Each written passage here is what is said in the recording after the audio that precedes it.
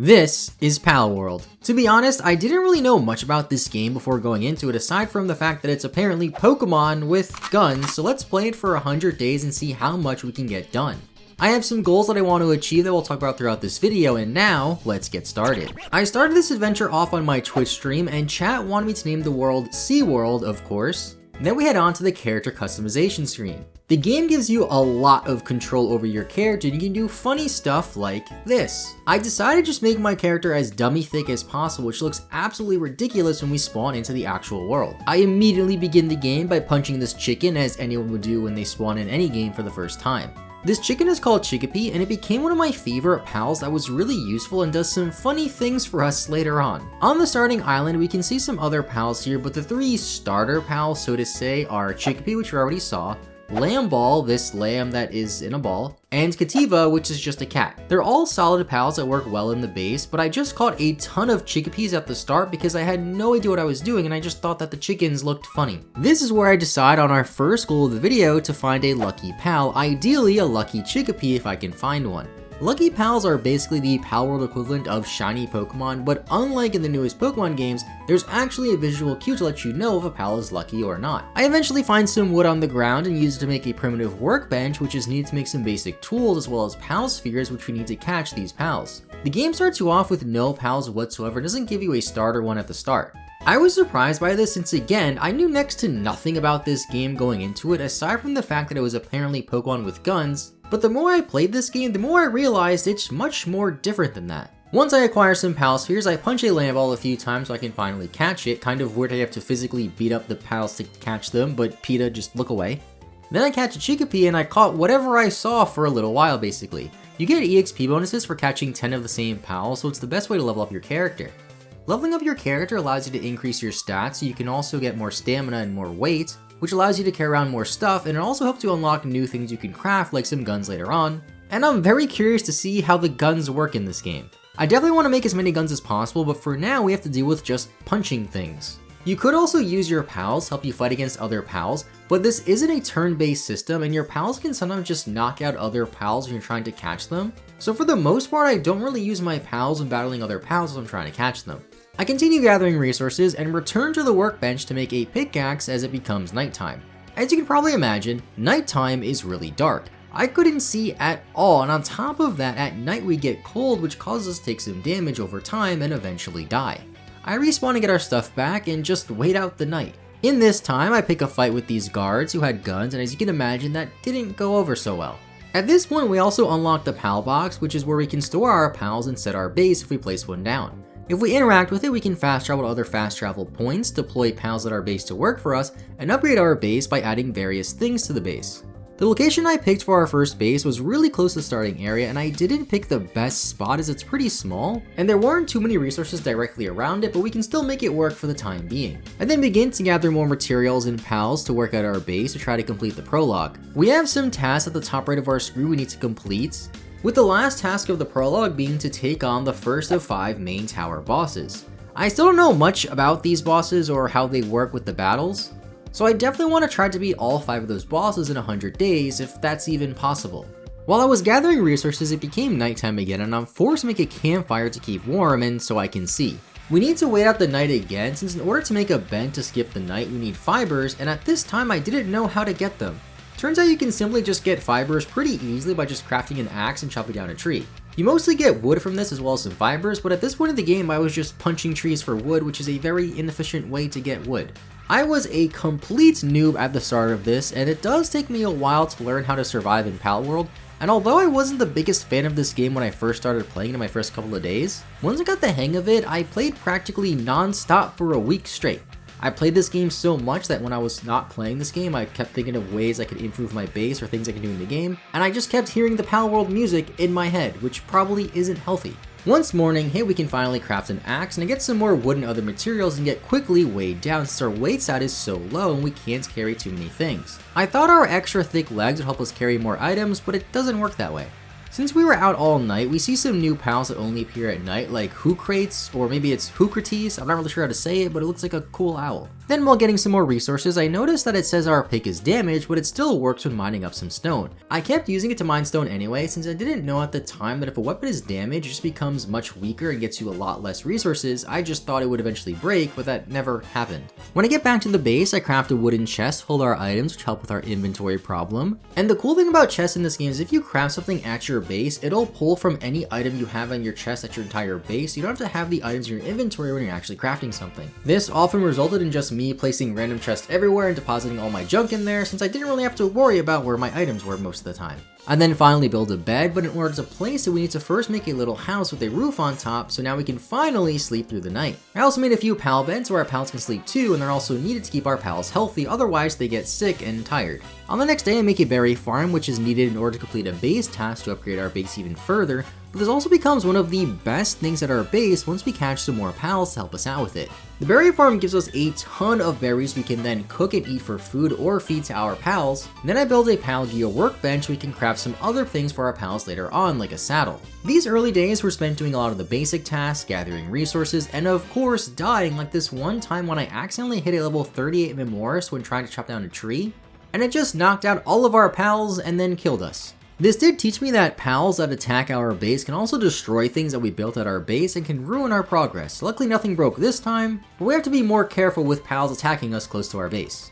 I just ran away until the Memoris just forgot about us, then built a repair bench so we can finally repair our tools and stop using damaged ones. I then put all of our fainted pals in the pal box to heal and deploy a ton of new pals and lamb balls, since I had a ton of lamb balls in my PC for some reason. But lamb balls are great in the base since they help you build things and can help you get wool, which is very useful once you build a ranch. As I was collecting resources on day 5, I notice a dungeon. I go into it and don't really know what to do since I don't see any items or pals around here. It was a bit confusing to navigate. I fight some syndicate thugs with this wooden club that I made, then find a level 13 mini boss that just destroys us. When we return to the overworld, it's nighttime, so I get some sleep and pick up our stuff in the morning outside of the dungeon on the following day. On the 6th day, I focus on gathering materials and doing more prologue tasks until the only task that remains in the prologue is to fight the tower boss, the Rain Syndicate. The game does have a pretty loose story with the Syndicate and the bosses that isn't fully explained, but the game is still in early access, so I'm sure it'll be fleshed out later on. But I think it has something to do with the fact that the Syndicate, or maybe the evil team leaders which could possibly be working with the Syndicate, are using pals for no good.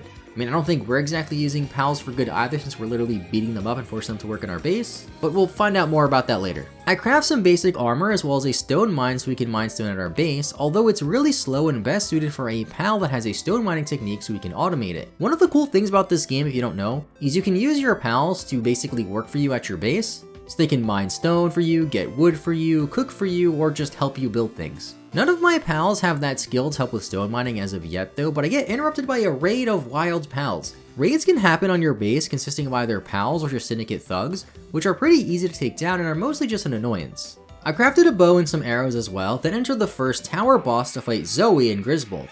The boss fights sort of remind me of the boss fights in Legends Arceus where you just roll around to dodge their attacks and hit the boss whenever they're vulnerable. In this case we just have a basic bow, but we can use our pals to fight too. We barely do any damage with the bow and things aren't really looking so good for us and we eventually just go down. We definitely aren't ready for the first boss fight yet and I need to do a lot more grinding first. At this point, since I keep getting destroyed in just about every fight that we do and I don't really know much about what's going on or what I'm doing in this game, I lower the difficulty to casual. I just want to relax and have fun this 100 days rather than stress on focusing on accomplishing everything I possibly could and rushing it. So playing in a more laid back setting where I focus more on just my base and gathering resources is a lot easier and it helps a lot. On the following day I explore a bit and find a syndicate camp that I can take care of and set this pal free that was being held hostage there. I'm not really sure why they held this one pal hostage then just kill any other pal in their path, but we get some resources out of it and the pal also gets added to our team. I also caught a fox Sparts around this time as well, which is a fire type pal. It's one of the best pals that I use in this playthrough, and it's great at working at the base and also pretty good in battle. I caught some other pals that become useful like Pengolet, which you can apparently make a rocket launcher out of, and I'm so upset I didn't know about this until after I completed the 100 days for this video, otherwise I definitely would have done it. It's still a fantastic pal to have at the base, as well as Gummoz, which is one of my favorites because it reminds me a lot of Swalot, my favorite Pokemon. Pangolin and Gummoz also work very well together at your base, which you'll see pretty soon. But for now, I want to focus on moving our base to a new location with more space and better access to resources like ores and Paldium fragments, which we need a lot of going forward in this game. On day 10, I find the perfect spot to move our base, which is near the first tower. I begin by building a big but simple house to hold our bed and a ton of chests for our items, then slowly move things over from our old base to this new base. This took much longer than I thought since I had to transfer over everything that we had, but at least when you dismantle something you built in this game, you get all of the resources back that you used to build them, so we aren't wasting any resources by moving at least. Once everything is moved, I build 2 berry plantations, which is the best thing I ever did at this base. The reason for this is because Gummoz automatically plants and harvests the berries for us and puts it in the feed box, so that way our other pals can eat them and have basically infinite food. Then Pangolin waters the berries for us, so we never have to worry about feeding our pals again. This time I also made sure to build enough beds at the new base, since the old base we didn't have enough beds for our pals, and if you don't have enough beds for your pals, they become sick and stop working for you. Around this time I caught a dire howl too, because I noticed that we can craft a saddle for it to ride, and that just sounded really cool and I wanted to try it out. While building up the new base and gathering resources, I got to a point where I thought I was ready to take on the boss again, especially with the easier settings that I enabled. I use Gummoz, which is a ground type pal that is super effective against Grizzbolt's electric type, but going at a boss with only a wooden bat wasn't the best idea. I got farther than I did in the first attempt at least, but we still fall again. I decide now to just focus on the base more and build a ranch which gives us some wool and eggs. We can then cook the eggs at a campfire, and this becomes my main source of food for myself since it recovers more hunger than berries, and we can get a lot of eggs pretty easily. Wool is also needed to craft a lot of other things that we need later on, but I end up getting way more wool than I ever need, as every time I walked past the ranch there was just an infinite amount of wool on the ground. I then foolishly try the boss a second time and lose. One day we'll go in here and be victorious, but for now let's just level up some more. While leveling up, I unlock the 3-shot bow to do more damage to the boss, as well as a ton of arrows. The 3-shot bow does way more damage to Grizzbolt than I thought, especially compared to our melee weapons, which also made me realize the importance of ranged weapons in this game. If a 3-shot bow is this good at the first boss, just imagine how much better an actual gun would be. The only bad thing about the bow is against Grizzbolt, it does very little damage when we hit the body, so I have to try to get as many headshots as possible. Then finally, at level 12, we beat the first tower boss and finally finished the prologue. You don't get much for beating the first boss in this game aside from a lot of EXP, but we'll take it since we want to level up as quickly as possible. For the next few days, I focus on the base and need to build a primitive furnace, but since we need fire organs for this, which are dropped from fire type pals, we explore a bit and collect a lot more of those by just knocking out some fire type pals. Through this endeavor, we encounter a Chillet mini boss at level 11. It's an ice type pal and looks pretty cool, so I get its health really low so I can catch it and I add it to the base. I don't think it ever does anything at the base, as a lot of times it was just sort of sitting around there, but it looked cool. I'm feeling confident after that mini boss fight, so I try another mini boss against a level 15 Pen King. This time he has some Pangolids helping him out in the fight, which proved to be too much for us knocking this out, so I go back to the base and build up some more. I unlocked the ability to build a primitive furnace, but it's not working and I couldn't figure out why. I moved it to another location thinking maybe that's why it doesn't work, but it still didn't work, and then I eventually realized that in order for it to work it needs fire. Who would have thought that a furnace needed fire? And that brings us to day 20. I eventually realized that we need to assign Foxbarks to the furnace to get ingots that it can then smelt, which is another reason why Foxbarks is so useful at our base. While I was recording this part of the video and we were at about the 20-day mark, I feel like I didn't really do much, we didn't have that much to show for it, but after talking to other people who have played Palworld since finishing this 100 days video, I was about on pace with other players. I have to remember that this is a survival game that's supposed to be endless with what you can do, so progress is really just up to the player, and doing everything in 100 days isn't really realistic. For the next few days, I just catch some more pals and level up and explore. This includes a Rushor, which became one of my favorite pals. We can ride them as well, and although they're pretty slow, they can charge into stone or ore, which will harvest it for you and knock it all out, without having to use your pickaxe. The next day I realized that Foxbarks is needed for the furnace, now we can assign it to the furnace so it can get ingots for us, and now that we have access to ingots, that starts to really open up what we can do in terms of production and making weapons. Later on I found some alpacas, which I just thought were a funny looking pal, and prioritized mining ore for the ingots that we need, and luckily there's a few ore deposits near our base. They respawn pretty frequently after we mine them in their entirety, and we'll need a ton throughout this game. We need ingots to make nails too, which are needed to make upgraded workbenches, which then allow us to make a crossbow, which is even better than the 3-shot bow. I test our crossbow on a Penking mini boss now that we're a higher level. This time I focus on taking out the small penguins first since they did the most damage, were the most annoying for us on the first attempts. This made the fight much easier as we defeat the Penking and 2 shakes of a lamb's tail, and around here I also find some mega spheres on the ground which are essentially just upgraded pal spheres or great balls that we can also end up crafting pretty soon. Over the next couple of days, I mainly just explore, catch some new pals, fight a dungeon, and stumble upon this desert area. This place will be very important to us later on, but for now we can check out these funny exploding birds. I also crafted a spear, which is a bit better than the wooden bat we've been using, but melee weapons in general are still pretty terrible, especially against boss fights. Now that we're level 21, we start to see some guns that we can make, and we're so close to being able to make some. They still require a ton of materials in order to make a gun, and at this point of the game I start to realize in order to make one thing, you have to make something else that requires something else and then requires something else to make what you actually want. For now though, since we're past day 30, I decided to take on the second tower boss, Lily and Lylene. They're a grass type pal, so Foxbark should be great here. She has 69,000 health though, which isn't too nice as our crossbow barely does any damage to her. We lose the fight very quickly of course, so I decided to up the EXP modifier a lot and lower some other settings to give us an easier chance, then focus on leveling up and making a fire bow as well as some fire arrows. There's a few different elemental arrows we can make, and I'm just going to guess that a fire arrow will be good against the grass type pal, much like how fire type pals are good against grass type pals. On the second attempt, I noticed that the fire type bow does do a lot more damage to Lylene, but they're still too strong for us to handle as we lose the fight again. I took a break from playing Palworld after that loss and saw on Twitter somebody say you can catch people in pal spheres in this game. I didn't believe this and thought this was just a joke, since that just didn't make any sense to me, but I tried it out on a Syndicate Thug and it actually worked and I caught a human. You can make them worry at your base or fight, which is pretty strange. Something about this just felt wrong, so I tried to release him but can't figure out how to release a pal or release a human, so I just go behind this rock and drop him here and then never look behind this rock for the entire playthrough. After that morally questionable decision, I make a sphere bench to build better spheres and venture out to find a lucky pal. I have no idea how to find them or what I'm really looking for here, but I think it's just all luck when it comes to finding them. But while searching for one, I find a Floppy, which is a very solid pal to work at the base that helped me craft a lot of ammo later on. I spend the next few hours grinding even more, but still get destroyed by Lily and Lylene. I go home, build some more, make some metal armor, and build out the base a bit, then learn the hard way not to pick a fight with these guards. They're just really strong and even followed me back to my base when I tried to warp there to run away, and they wouldn't stop until they killed me. After that, I decided to fight a PaPaSea mini boss, which is a grass type that we win. This is like a mini version of the Lily and Lylene fight, so I feel confident we can take them on. So I head in there and realize I forgot my fire arrows, so we have to leave the base and return. But even with my fire arrows and being a little bit of a higher level, we still get destroyed. Back at the base, I make better armor and a better workbench so we can finally make guns. We need a lot of pal oil to make guns, and as we pass day 40, I return to the desert where you can get some pal oil. We can find Pummuds and Dixtoises in the desert which drop pal oil, so I battle as many as I can. And we'll be coming back to this desert a lot in this 100 days for not only pal oil, but a ton of other useful materials we'll need later on.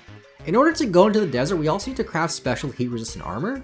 Otherwise we take damage every single second that we're here, so I just craft the most basic heat armor so we don't die here. After gathering some resources, we can finally now craft our very first weapon in a handgun, and after making some ammo for it, I feel confident we can take down the second boss. So I go down there for like the 6th time and we get destroyed. We did a lot more damage with the handgun though, so we're making progress at least. At this point I begin to realize that doing everything in this game in 100 days might just not be possible with how open Palworld is and how much there is to do, so I just focus on enjoying the game and playing it how I want to without any pressure. So I stay on our custom lower difficulty and play at my own pace. I still want to try to beat all the bosses if we can, but I want to focus on getting as strong as possible first, so I make another gun in a makeshift handgun, which sounds worse than the regular handgun, but it's a bit easier to make, making ammo for it is cheaper, and it's just stronger. I end up using this makeshift handgun for pretty much the rest of the 100 days in Palworld, and grind through the night to level up some more for this boss fight. I mine sulfur for ammo as well and catch so many pals and level up that on day 47 we can head into the boss fight, but quickly I just want to mention that while leveling up, my base got raided and Chickapee learned a new move called Implode, meaning during a raid, Chickapee will just run out and explode on the enemy, rendering it incapacitated so I have to heal it. It's very inconvenient that it causes us to faint, since these raids are usually pretty easy and can be won without Chickapee exploding. I just thought it was pretty funny. I also crafted a Nightwing saddle so we can fly around on it and make traveling the world a bit easier. And with our higher level and our makeshift handgun and, you know, lower difficulty settings, We beat Lily and Lylene pretty easily on our like 9th attempt, in just over 2 minutes this time thanks to the makeshift handgun. In the coming days, I upgrade the base a lot and add a mill, which I don't think I end up using at all, and a cooking pot so my pals can cook stuff for me. Around here is when the base really starts to become more automated and self-sufficient, especially when we get the assembly line soon enough. But first we need a power generator and a pal to power the power generator, which then powers our new equipment, and finally build the first of many assembly lines on day 50. Cement is also a very important item that we need a lot of at this point in the game, so I craft a lot of it, which is pretty easy to make. But a lot of our recipes require coal now as well, which we can also farm in the desert. The next 10 days or so, I mainly focus on just getting materials for guns like coal, ore, and pal oil. But on day 54, this happened. Oh my god, is that a lucky pal? Wait, hold up. Let me not mess this up. It's low level. I should be able to catch it if I just throw my ball. 52%. No! I'm gonna kill it, those are level 3! What? I don't know what to do. What if I, like, hit it with my fist? Hold on. Let me, get rid of the stone axe. Okay. I think I'm still gonna kill it, though. Okay. What if I hide so it can't see me? Can it see me from back here? And then I try to get behind it. I think it still sees me. Wait, that one worked! Please. Come on. Cremis was captured. You caught a lucky pal! See what abilities they have. Okay, I gotta go check this out. It's only level 3, but I have a Cremis at my base, so I wonder if it's just gonna be better than the one that I have roaming around my base. There it is. The Cremis. With the little sparkles. It doesn't look much different than a regular Cremis. Like, I have it right next to it. I thought the colors would be different, kind of like shiny Pokemon, but I guess they're not. I found a lucky Cremis, and I don't really know what lucky pals do for us, but I added to the base anyway, and now we can build another assembly line for better equipment and better weapons. We can also build a better furnace that we need to make refined ingots that are then needed to make an assault rifle. Now that we finally have guns, and we're slowly making our way to being able to make even better guns, I have to say that a game that a lot of people view as just Pokemon with guns is a lot more fun than I thought it would be, and it's honestly really not much like Pokemon at all, but I'll talk more about that at the end of the video. As for now, I want to focus on making a second base that we can set up at the desert so I can fast travel there a lot easier, and while setting this up, just a few days after I find the lucky Cremis, I found a lucky Toko which thankfully didn't explode on us, and I was able to catch it. After all this moving around and all this resource gathering, we can finally make a production assembly line to make a Giga Shield and craft polymers for our guns. We're gonna need a lot of polymers throughout the end of this game, by the way. I also built out the desert base a bit more so we can get some more EXP there and had some pals work on this area.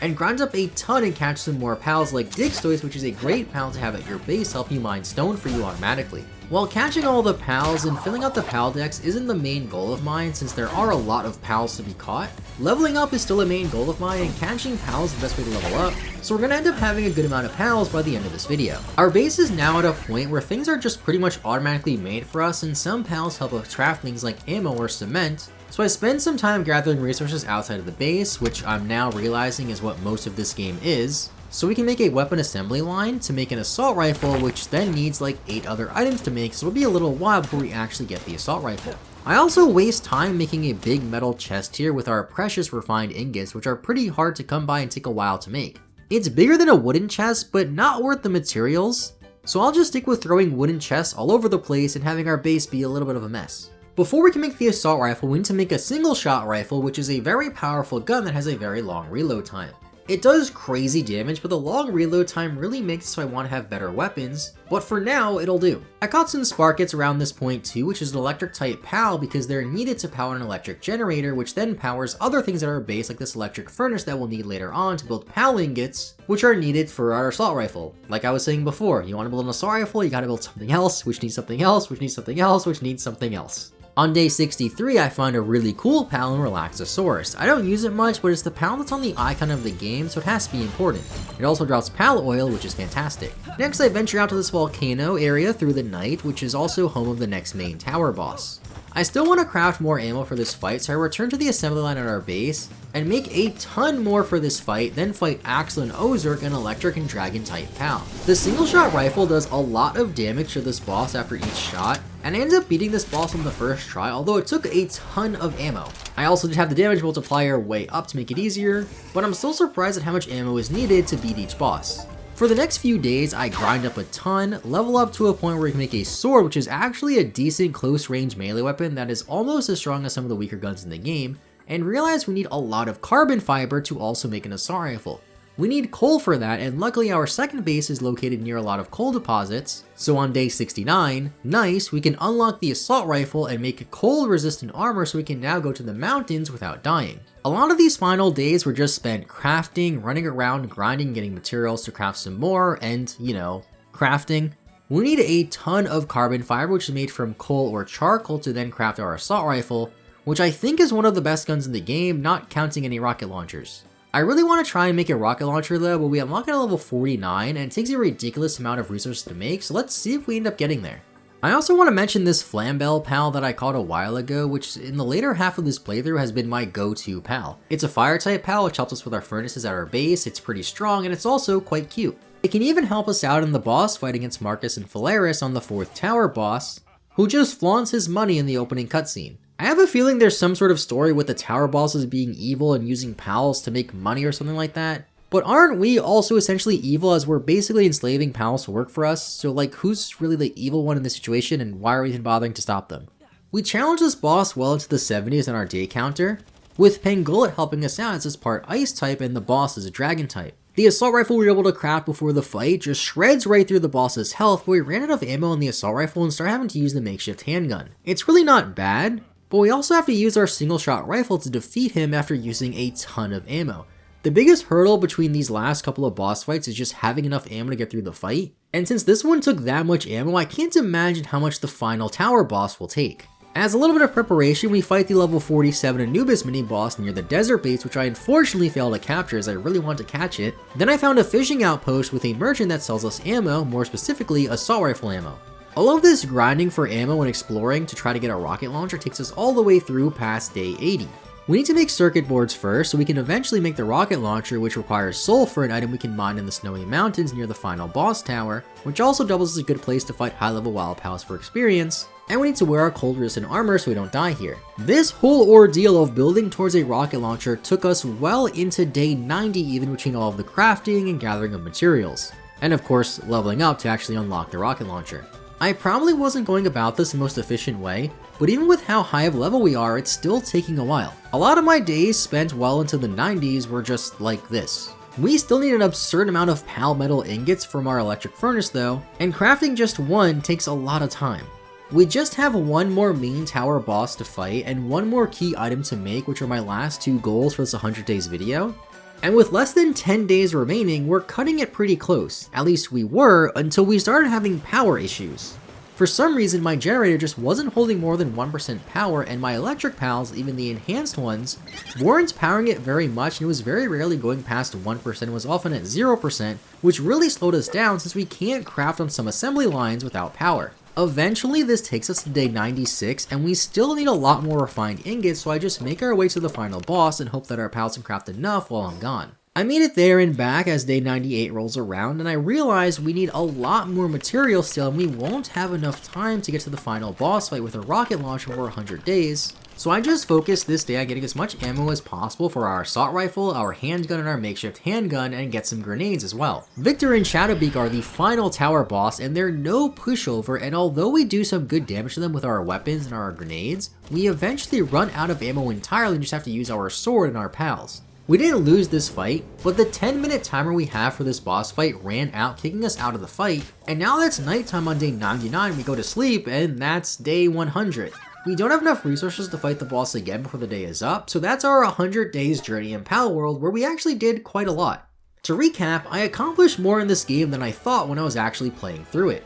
At day 20 or so, I felt like I barely progressed at all and that we could have been doing so much more, but at day 100 we almost got to max level, almost beat all the main bosses, got so many items and leveled up our base a ton, and got so close to building the rocket launcher. I really thought that 100 days would be enough to do everything in this game, but even with the EXP modifiers and the damage buffs I put in the settings, there's still so much to do in Palworld, and I should have realized this from the start, since I knew next to nothing about this game before I started playing. I can definitely see myself playing this game a lot more in the future, But after playing this game pretty much all day, every day for a week, I think it's good to take a little break. Palworld really isn't just Pokemon with guns, as if anything it reminds me more like Minecraft and in a weird way Story of Seasons or Harvest Moon with the farming and minion aspect that work for you.